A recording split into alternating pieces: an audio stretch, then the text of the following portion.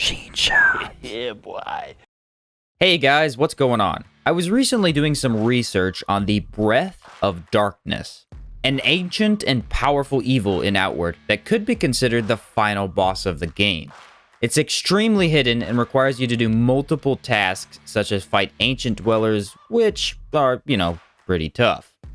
While looking into this monster, I came across an interesting fact about the Concealed Knight.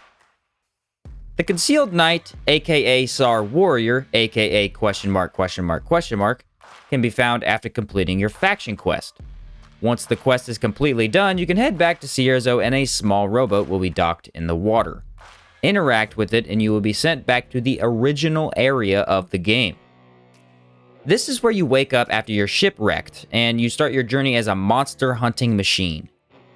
However, upon returning to this island, you quickly realize that a powerful warrior has made this his home.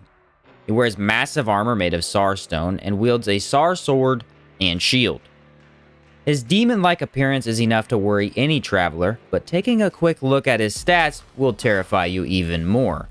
He's completely immune to fire, very resistant to physical damage, and not weak to anything. This fight will be a challenge for sure. Well, not exactly. You see, something interesting about the Concealed Knight is that he's slow. Really slow. Sar weapons and armor makes the wielder very strong, but hinders your speed by an insane amount. So while he won't take a ton of damage from you, you can easily avoid damage by attacking after he does, or even using a longer weapon. After defeating this tanky behemoth, you will receive 5 gold ingots and a variety of other materials. Gems, shrimp, power coils, heck, even palladium can be found in his pockets. Then, I saw on the Outward Wiki that he will respawn every 7 days with the region reset timer. This got me thinking, could this be a possible money farm? I mean, we all know that New Sirocco is going to cost a fortune, and it could take you a long time to rack up hundreds of gold bars.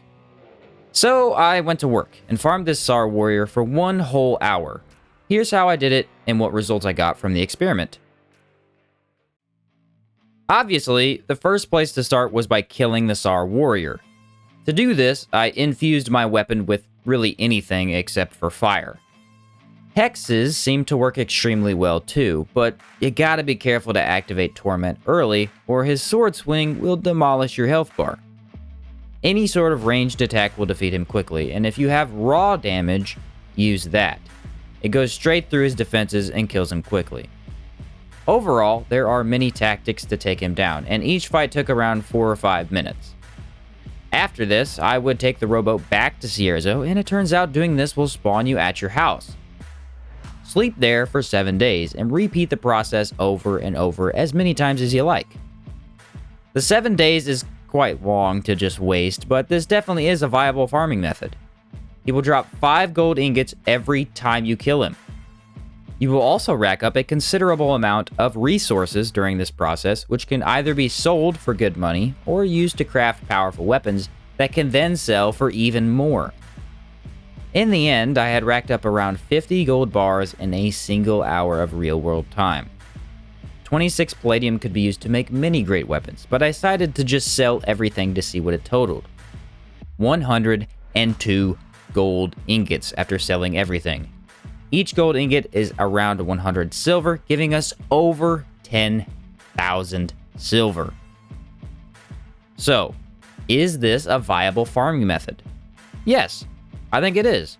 You can come here after doing your faction quest and kill the Sar warrior around 10 times. Now your bank is much more suited for town building or even stocking up on potions if you really want to. Sleeping 7 days over and over is not ideal, I know that. So what you might like to do is clear out any of the unique arena bosses in the Chersonese region in between each cycle. Not only would you be farming money, but you'd also be farming those boss materials needed for interesting weapons and armor sets. No, this isn't a game-breaking money farm for early game, but it is a consistent strategy to gain gold if you happen to be gearing up for that town building. Whether or not you like this farming idea, I mostly just found it interesting. I originally had no idea the Sar warrior respawned, and when I found out he might be a good way to gain gold, I had to try it out. Walking around clearing out caves is still a much more fun way to gain money in Outward, and I highly recommend you do that instead. But sometimes you might be feeling bored or run down with combat and looking for an easy way out. Consider the Concealed Knight and his infinite treasure waiting to be exploited. Thanks for watching the video, and consider hitting that like button if you learned something new.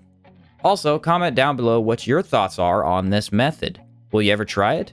I did, and honestly, it wasn't too bad for 100 gold. Keep kicking butt in Outward, and I will catch you next time.